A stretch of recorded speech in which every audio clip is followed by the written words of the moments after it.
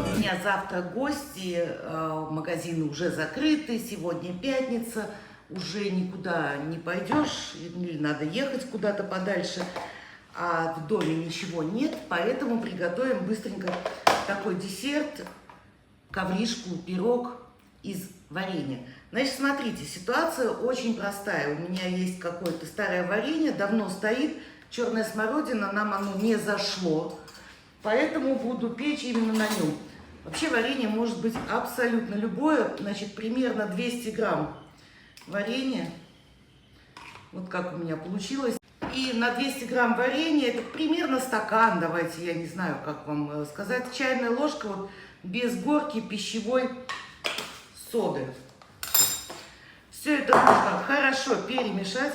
И хочу обратить ваше внимание, смотрите, сода сразу гасится прямо вареньем. Вот было темное, было вот такое, тут же побелело только из-за одной соды. Дальше на каждые 100 грамм варенья одно яйцо. Все перемешали. Кстати, духовку я уже включила, 180 градусов, пусть нагревается, универсальная температура.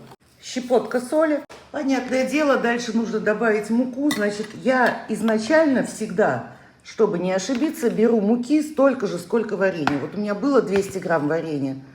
Я 200 грамм муки сюда отправлю. Вот 220, ничего страшного. Все это перемешиваю. Видите, уже взяла лопатку, потому что венчиком не очень удобно это делать. И вот смотрите, вот такое тесто у меня получилось. Оно липкое, практически жидкое. Ну, что-то среднее между тестом на пироги и оладьями. Такое вот липкая масса. Почему муки может понадобиться больше или меньше? Зависит от густоты варенья и зависит от размера яиц. В общем, посмотрите и запомните, как должно выглядеть тесто. У меня это ровно 1 к 1 варенье и мука. Я люблю добавлять сюда либо орехи, либо вот у меня есть такие цукаты из имбиря, мелко-мелко-мелко нарезаны. Я хочу их добавить сюда, будет очень классная нотка остроты в самой ковришке. Собственно говоря, это все. Дальше форму для запекания. Хотите, возьмите круглую, квадратную, какая у вас есть. Я люблю вот такие вот маленькие формы для кексов. Они бумажные внутри, с какой-то пропиткой, к ним ничего не прилипает. Ну и плюс мне, в принципе, нравится вот такая вот небольшая выпечка. Я думаю, что у меня этого теста хватит на целых 2 ковришки. Сейчас посмотрим, что получится. Помогу себе ножичком. Тесто, да, липкое, да, очень даже липкое. Но это же кексик, поэтому кексик, пирог, ковришка, слушайте, как ни называют, я, если честно, даже не знаю, как правильно в этой ситуации. Вот духовка у меня уже нагрелась, все выкладываю.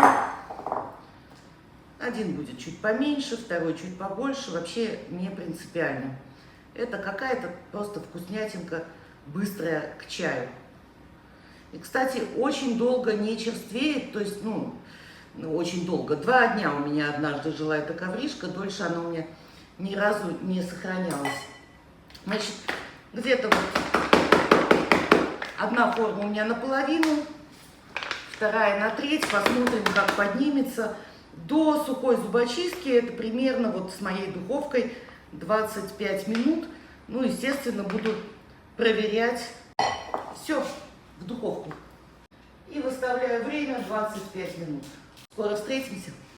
И вот мои красавчики готовы. Сейчас немного остынут. Будем пробовать. Обожаю эти формы. Вытащила, никаких проблем. Такие кексики у меня небольшие получились. Можно сахарной пудрой, можно какой-то шоколадной глазурью, можете еще чем-то облагородить, чтобы было совсем уж красиво. Но на самом деле даже это совсем не обязательно. Возьму нож и давайте посмотрим, что у нас на разрезе. Еще горячий. На разрезе у нас вот такая замечательная, красивая, мягкая ковришка. Ну и на самом деле, я думаю, что вопрос с дегустацией, он даже как-то не стоит, потому что всем понятно, что это просто, быстро и вкусно. И да, если у вас есть возможность добавить вот такие вот кусочки имбиря засахаренного, обязательно попробуйте это сделать. Сумасшедший вкус, просто сумасшедший. Вот малюсенький имбирь, малюсенькая горсточка дает такое очарование, такую пряность этой ковришки, что она где-то даже напоминает немного пряник. Шаббат шалом, всем хорошего дня, вечера, выходных, до новых встреч!